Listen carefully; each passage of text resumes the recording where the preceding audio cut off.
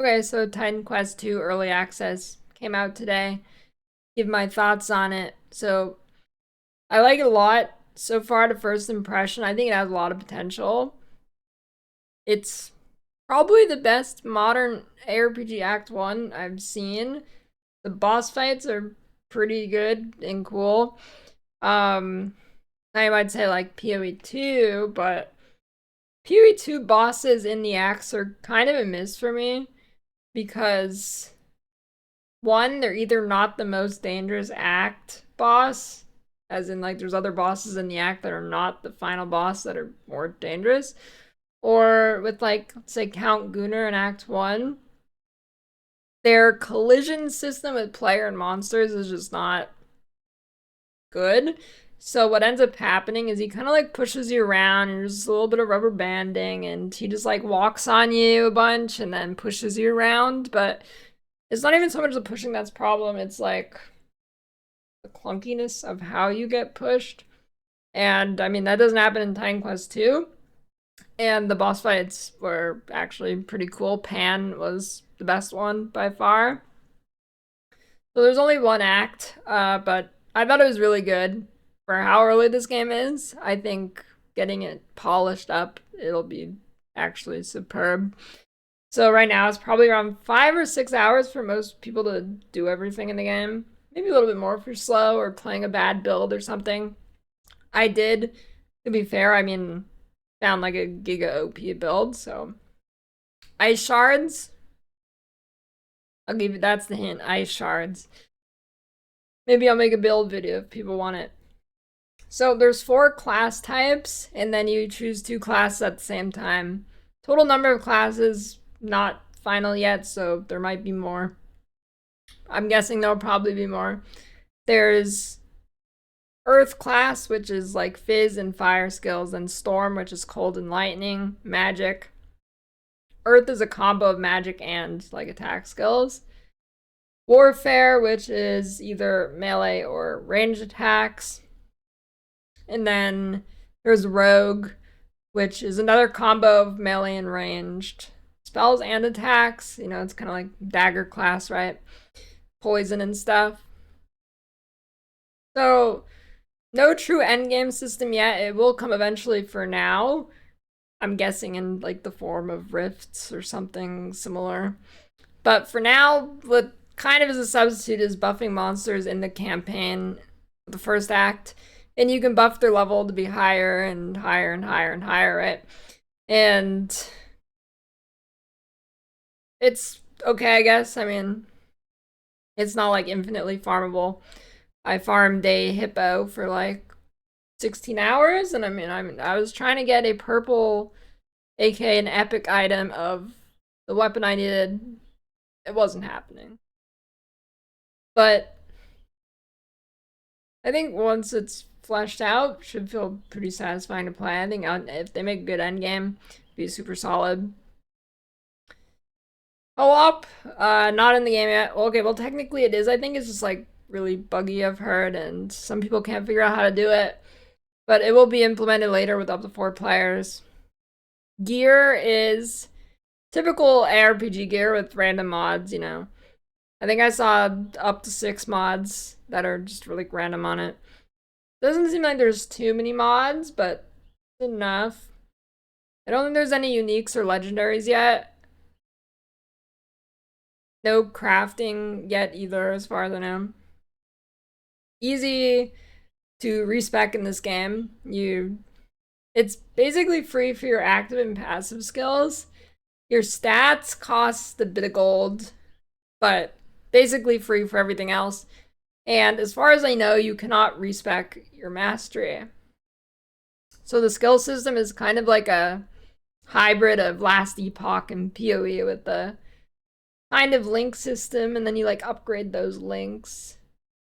But you don't need to find the gems to put in the links. It's just from upgrading your skill as you level up. And you can upgrade your basic attack and dodge roll. And there's a default barrier like molten shell kind of skill, which is pretty cool. There's over 300 ability mods currently. Decent depth. You definitely have a couple options for builds on every character. or every mastery and whatnot. And even within the own skill, you can kind of change how they function. And there's seems like pretty decent depth. If they add like more mods, I think it'd be really, really solid. There is a baby mode difficulty if you're just terrible at games, but I don't think it's that hard on the normal difficulty. I mean, some of the monsters do like kind of chunk you hard, but yeah, there's baby mode if you want.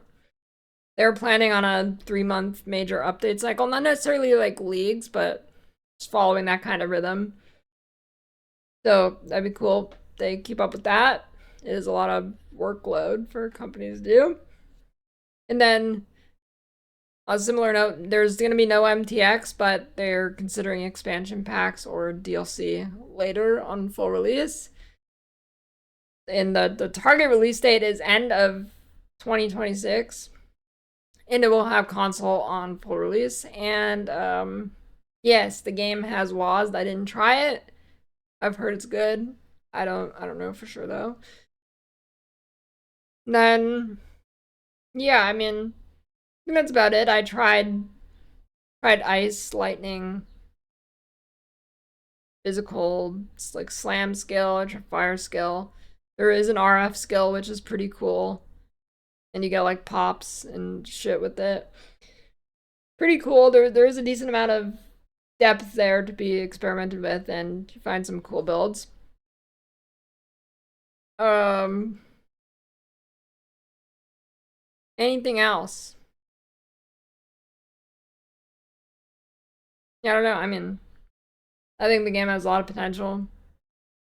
I think it's like $24 right now or something. It's like on sale, I think. $23.99. Is it worth that? I mean, I had fun with it. I mean, I think it's probably worth it. I think the game felt pretty good to play. The combat was smooth. Looking at it from like a viewer perspective, I feel like it plays better than it looks, for sure. Like going into it, I thought it looked kind of floaty, but when I actually played it, it was pretty like crisp, good feedback on the skills. I didn't have any problems with like animations or skill effects or skill sounds like I do in some other ARPGs. It was very solid. And if they improve on the character animations, that was probably the worst animations, was the character animations, like your own character. Seemed kind of placeholdery. So I mean they fix that up. I mean I think it's gonna be quite good. And the like environment design it was very nice, and the graphics was very good. It was almost like kind of last epoch-y, but I kind of prefer how Titan Quest looks. I think it's just higher fidelity overall. So yeah. I mean I think Last Epoch looks pretty good now too. But I really like the environment in Titan Quest. And something that was nice is that there's like a lot of verticality game, which you don't really see in ARPGs. Like there's a lot of going up ladders, going down giant cliffs, going down into like a cave thing. Pretty cool. Go down into a cellar. I mean, I know like Grim Dawn has that, but this is kind of taking it to the next level. Just isn't like a super gameplay related thing, but it does add like more depth to the world. Literally, I guess. Makes it feel more, I don't want to say alive, but like dynamic. It's not like you're just running on a X coordinate forever or a Z coordinate, whatever the coordinate would be, for an RPG from like top down. So overall, pretty good. First act, very impressive. If I had to give it a score, I'd say like 8 out of 10, taking into account that it's very early. Yeah.